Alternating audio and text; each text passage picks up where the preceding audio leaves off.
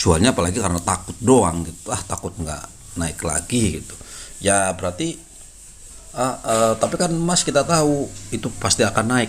Nah, seperti itulah harusnya kita paham banget bahwa emas yang kita beli itu pasti akan naik walaupun turun. Itu namanya fundamental, kalian tahu barangnya. Nah, di kripto kalian harus paham PP, Bitcoin, Floki, Shiba, ini loh, begitu banyak sekali, beribu-ribu.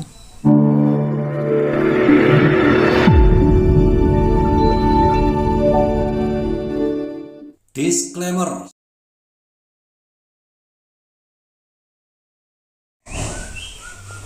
Oke guys, ini adalah koin PP yang 2 hari terakhir sedang naik nih. Ini 2 candle terakhir saya pakai daily. Ini masih ini sudah rebound ya, naik ke sini. Sekarang saya pingin mempraktekkan lah bagaimana cara menjual tapi sesuai target, kayak limit sell. Jadi di sini guys. Nah, kita ngasih antrian kayak ngasih bandrol gitu ya. Jadi saya mau jual lebih mahal dari harga hari ini. Kayak kalian jual motor kasih bandrol harga pasar misalkan sekarang 12 juta, motor King 12-an lah gitu. Tapi karena kalian pengen untung lebih tinggi dikasih bandrol. Nah, contoh kalian di sini ada bandrolnya, ada garis ini. Nah, kalian targetnya mau ngejual di daerah sini nih. Nolnya 5, kemudian 189. Harga pasar 79 ya, naik 70 lah. Oke, kira-kira nanti di sana kalian bisa sell, jual. Di sini ini kan limit nih, berarti limit ya. Jadi limitnya 189 seperti itu. Kemudian di sini taruh di max kalau kalian mau jual semua aset kalian. Nah, ini karena ada sekian ya, saya jual aja. Kemudian saya sell. Oke. Nah, di sini guys. Nanti harga hari ini kan masih 179. Kalau harganya naik ke targetnya mana nih? 189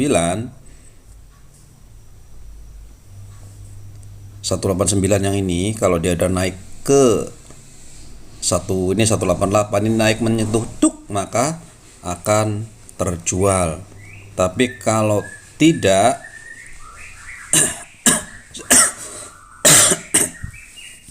seandainya turun lagi, maka ini tidak akan terisi, ini persennya nih nanti ya. Bisa saja kejual semua, bisa tidak, tergantung tergantung volume. Kalau pas saya ngejual ternyata pembelinya lebih banyak, ya nanti tidak akan kejual semua. Kalau enggak biasanya kelewat, tergantung antriannya. Kan kita udah ngantri dulu. Ini antriannya nih. Ini yang bawah itu adalah antrian untuk beli. Namanya orang beli kan cari yang lebih murah guys. Murah diantrikan. Jadi kita masukkan untuk beli. Yang ini beli. Kalau beli ya kita ngisi ini harga pasar. Ya kita isi sekian dong. Misalkan kalian punya duit berapalah $100 gitu. Saya mau beli di 173. Ya nanti kalau harganya turun menyentuh 173 antri. Nah, ini antriannya. Karena saya mau menjual ya taruh di sell. Ininya limitnya. Harga sekarang 178, nanti kalau naik ke 189 akan kejual. Banyak nggak? Ya banyak nih antriannya nih. Nunggu ya, biarin aja gitu.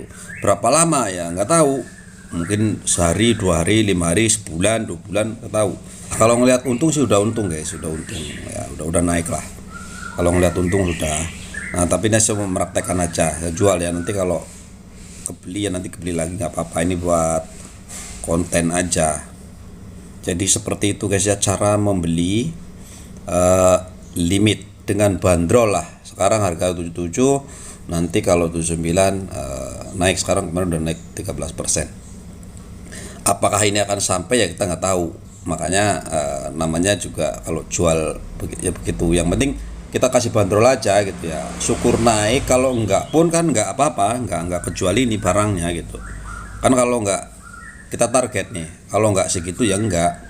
Orang ini pada nawar, orang sedang pada nawar di sell ya. Nah, di sini. Ini yang pada nawar nih, yang beli ya, beli, sorry. Yang nawar nih yang mau beli. Jadi antara yang mau beli dan mau yang jual itu imbang atau enggak gitu. Kalau banyak yang beli ya lama-lama kan yang jual dikit kan dia naik cuk cuk cuk cuk gitu. Ya lama gitu. Mungkin bisa sehari, 2 hari, 3 hari tergantung. Tapi kalau ngelihat sedang bullishnya sih kayak kemarin ini kenaikan ini sehari ya, ini kan sehari, ini candle ini sehari nih. Yang ini 2 hari, ini hari kedua. Ya, tapi kan ini juga seharian 2 hari, 3 hari, 4 hari nggak ada yang jualan. Nggak ada yang beli nih, jual aja orang. Tiba-tiba ada yang beli banyak banget nih, plok pada beli semuanya ini naik.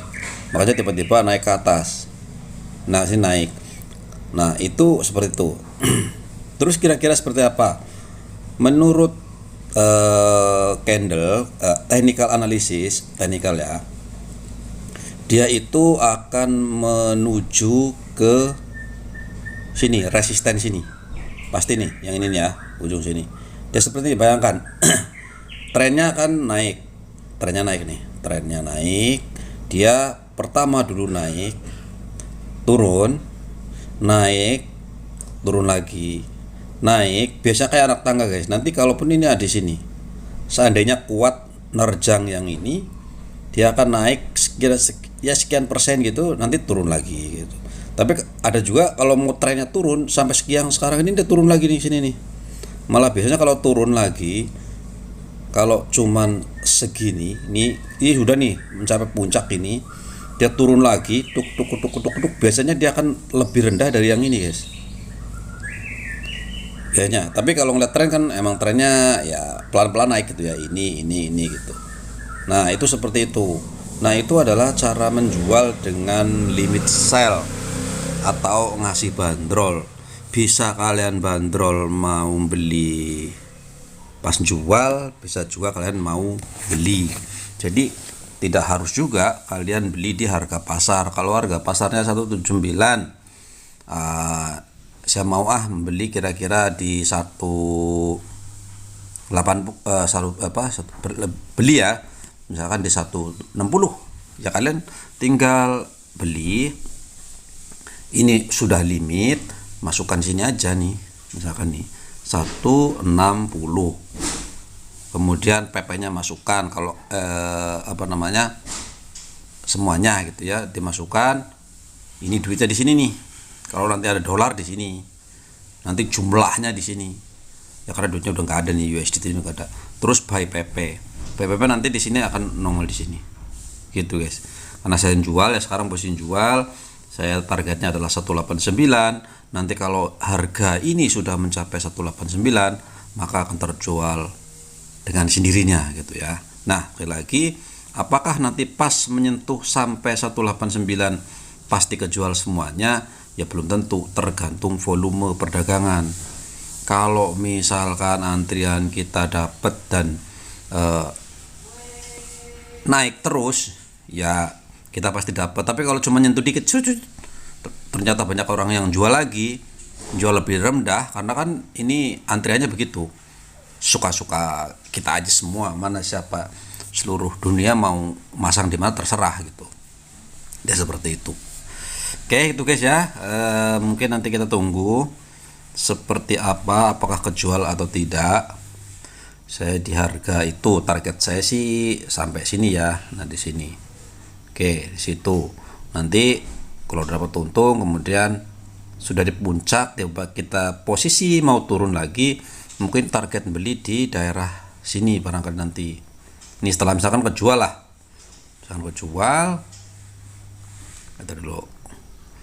Nah, nanti bisa nih begitu kejual kan, ini namanya trading kan begitu, guys. Di sini udah misalkan nih kejual, dapat duit kan, dapat duit. Kemudian nanti kan turun lagi, pasti turun lagi. Nah, nanti kita target belinya di misalkan di sini. Dia akan turun sampai mana kira-kira, sampai sini. Di 154 atau biasanya gitu, karena kayak anak tangga lah. Biasanya seperti itu. Misalkan 159, nanti kita buy lagi.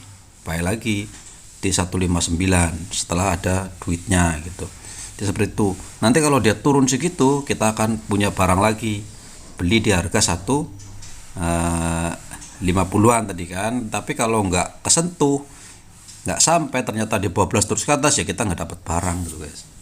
Sekarang tergantung kalian mau beli posisi apa. Posisi mahal, ini posisi mahal ya, posisi mahal lah, orang sedang lagi naik tinggi begini, kalian beli ya mahal, nanti kan sebentar lagi juga turun.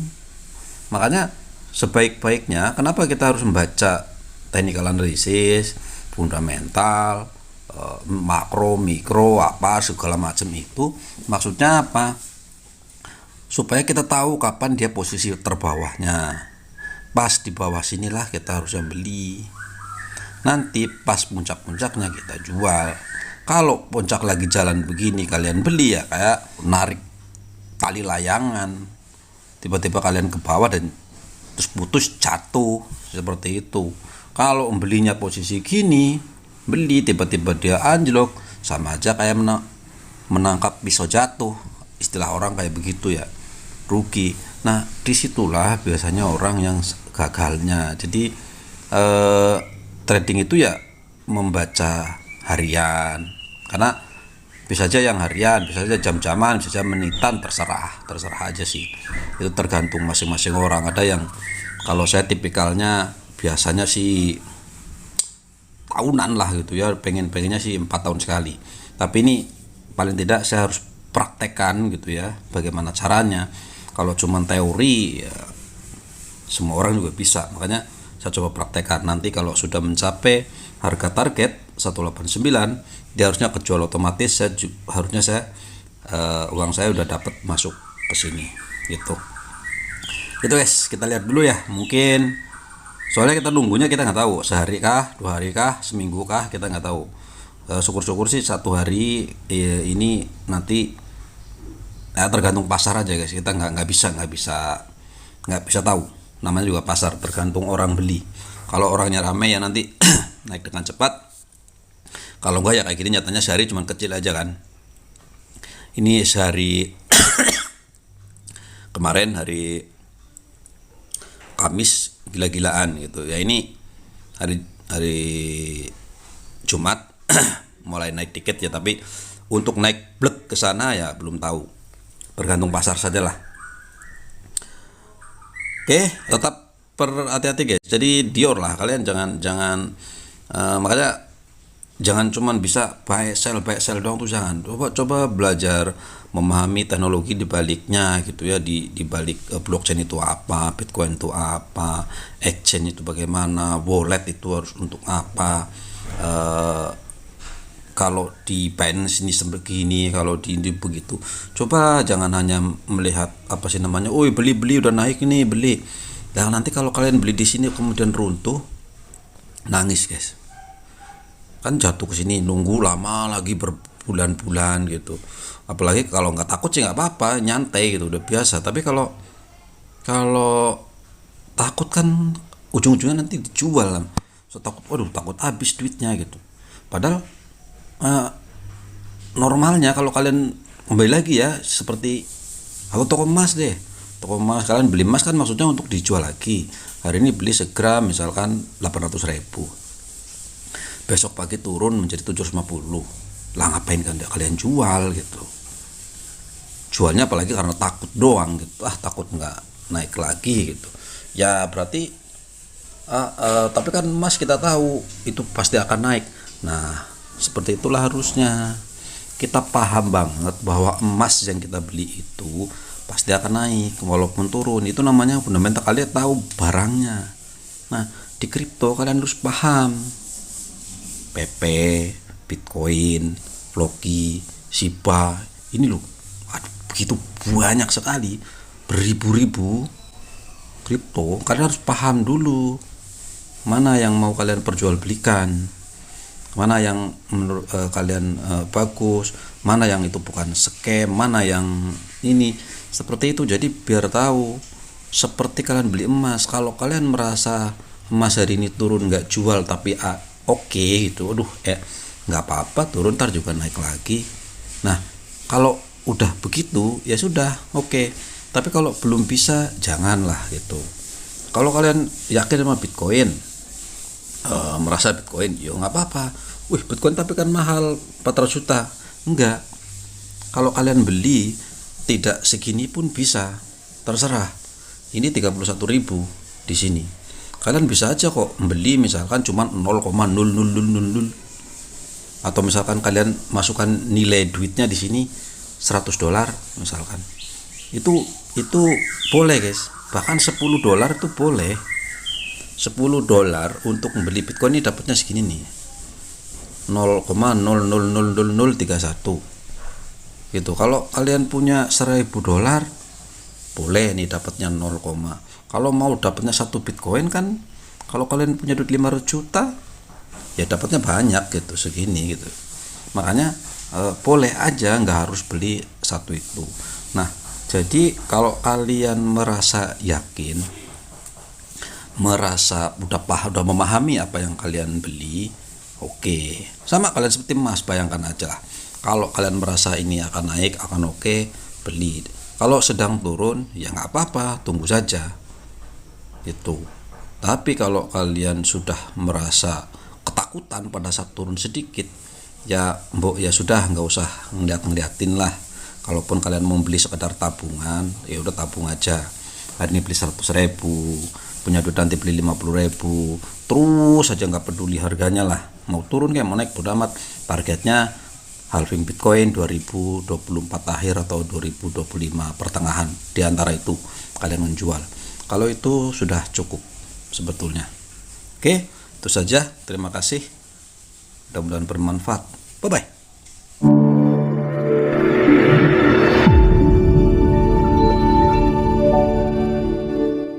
Disclaimer, semua video bersifat edukasi, dilarang mengikuti segala kegiatan mengatasnamakan channel ini. Forex, saham, dan kripto adalah bisnis beresiko tinggi dan bukan tempat mencari kekayaan dengan cepat. Tidak menerima titipan dana atau giveaway atau hadiah atau apapun bentuknya. Berhati-hatilah terhadap penipuan dan manipulasi yang menyerupai perdagangan aset ini.